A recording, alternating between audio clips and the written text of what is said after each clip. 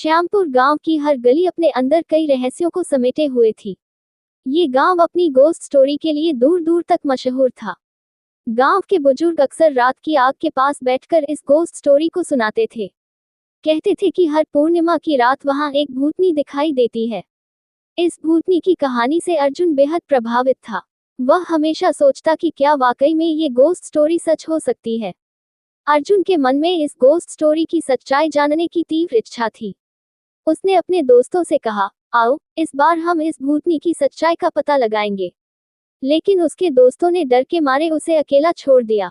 अर्जुन ने अपनी हिम्मत को संभालते हुए अकेले ही इस गोस्ट स्टोरी की सच्चाई का पता लगाने का निर्णय लिया। पूर्णिमा की रात धीरे धीरे पास आ रही थी। अर्जुन ने अपनी योजना बनानी शुरू कर दी। गांव के बाहर स्थित पुराने महल की ओर वह बढ़ चला। ये वही महल था जो हर गोस्ट स्टोरी का केंद्र था। रात का अंधेरा गहराते ही चांदनी अपनी पूरी चमक के साथ आकाश में फैल गई थी। अर्जुन के कदमों की आहट सुनाई दे रही थी, जैसे वह किसी गोस्ट स्टोरी का हिस्सा बन चुका हो। उसके दिल की धड़कन तेज हो गई थी। महल के पास पहुंचते ही उसे एक ठंडी हवा का झोंका महसूस हुआ, जिसने उसके रोंगटे खड़े कर दिए। उसने देखा कि महल की पुरानी सीढ़ी अंधेरे में गुम हो रही थी। अर्जुन ने हिम्मत जुटाकर सीढ़ियां चढ़नी शुरू की। इस गोस्ट स्टोरी की यादें उसके मन में घूम रही थी। अचानक उसे किसी के रोने की आवाज सुनाई दी। वह आवाज इतनी दर्द भरी थी कि अर्जुन का कलेजा कांप उठा। उसने आवाज की दिशा में बढ़ना शुरू किया। सामने एक कमरे में उसे एक साया दिखा। वह किसी महिला का था, जो सफेद साड़ी में लिपटी हुई थी। अर्जुन ने हिम्मत करके पूछा, तुम कौन हो? ये वही क्षण था जब अर्जुन इस गोस्ट स्टोरी की हकीकत के सामने खड़ा था। वह साया धीरे धीरे उसकी ओर बढ़ा और एक ठंडी आवाज में कहा, मैं इस महल की रानी थी। मेरे साथ विश्वासघात किया गया और मुझे इस दुनिया से विदा कर दिया गया। लेकिन मेरी आत्मा को शांति नहीं मिली है। अर्जुन ने उस आत्मा की मदद करने का निर्णय लिया। उसने पूछा कि वह कैसे उसकी मदद कर सकता है। इस गोस्ट स्टोरी का रहस्य अब उसके सामने खुलने वाला था। आत्मा ने उसे एक पुरानी तिजोरी के बारे में बताया, जिसमें उसके जीवन की धड़कन तेज हो गई थी। महल के पास पहुंचते ही उसे एक ठंडी हवा का झोंका महसूस हुआ, जिसने उसके रोंगटे खड़े कर दिए। उसने देखा कि महल की पुरानी सीढ़ी अंधेरे में गुम हो रही थी। अर्जुन ने हिम्मत जुटाकर सीढ़ियां चढ़नी शुरू की। इस गोस्ट स्टोरी की यादें उसके मन में घूम रही थी। अचानक उसे किसी के रोने की आवाज सुनाई दी। वह आवाज इतनी दर्द भरी थी कि अर्जुन का कलेजा कांप उठा। उसने आवाज की दिशा में बढ़ना शुरू किया। सामने एक कमरे में उसे एक साया दिखा। वह किसी महिला का था, जो सफेद साड़ी में लिपटी हुई थी। अर्जुन ने हिम्मत करके पूछा, तुम कौन हो? ये वही क्षण था जब अर्जुन इस गोस्ट स्टोरी की हकीकत के सामने खड़ा था।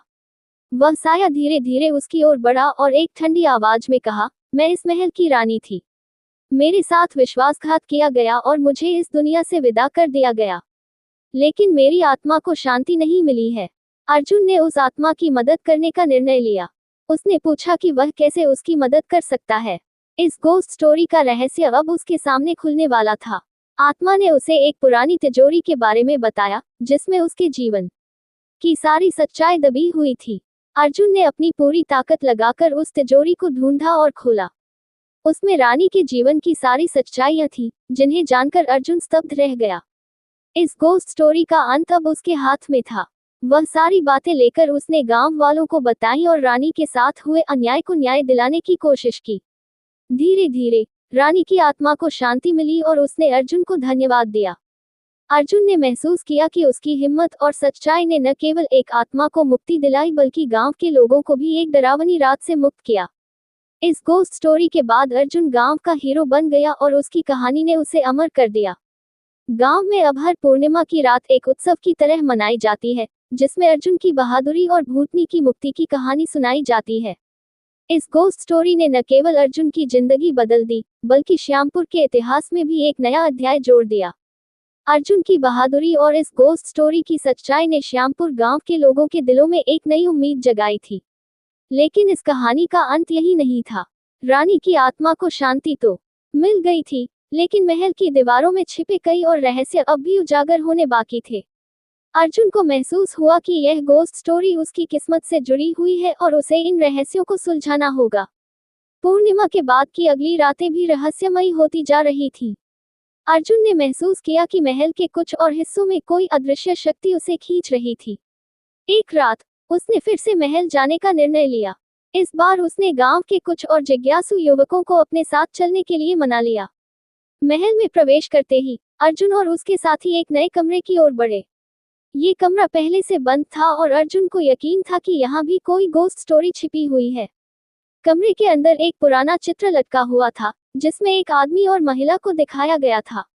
अर्जुन ने गौर से देखा और पाया कि यह वही रानी थी, जिसकी आत्मा को उसने शांति दी थी। लेकिन उस आदमी का चेहरा उसकी समझ से बाहर था। चित्र के पीछे एक गुप्त दरवाजा था। दरवाजे को खोलते ही अर्जुन और उसके दोस्तों ने देखा कि वहां एक गुप्त सुरंग थी। सुरंग के अंदर बहुत सी पुरानी चीजें पड़ी थी, जिनमें कुछ पुराने ग्रंथ और दस्तावेज शामिल थे। इन दस्तावेजों में उस आदमी की कहानी थी, जो रानी का विश्वासपात्र था और जिसे बाद में धोखा देने का आरोप लगा। अर्जुन और उसके साथी धीरे धीरे उन दस्तावेजों को पढ़ने लगे। उन्हें पता चला कि रानी के साथ जो विश्वासघात हुआ था, उसका कारण यह आदमी नहीं था, बल्कि ये तो एक और बड़ी कॉन्स्पिरेसी थी, जिसे महल के कुछ अन्य लोगों ने रची थी।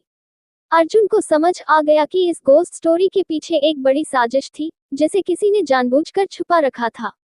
इस नई जानकारी ने अर्जुन को और भी उत्साहित कर दिया। उसने अपने दोस्तों के साथ मिलकर इन दस्तावेजों को गांव के बुजुर्गों के सामने पेश किया। गांव के लोग इस सच्चाई को जानकर हैरान रह गए। उन्हें पहली बार पता चला कि इस गोस्ट स्टोरी के पीछे का सच कुछ और ही था। इस गोस्ट स्टोरी की वजह से अर्जुन की बहादुरी और उसकी खोज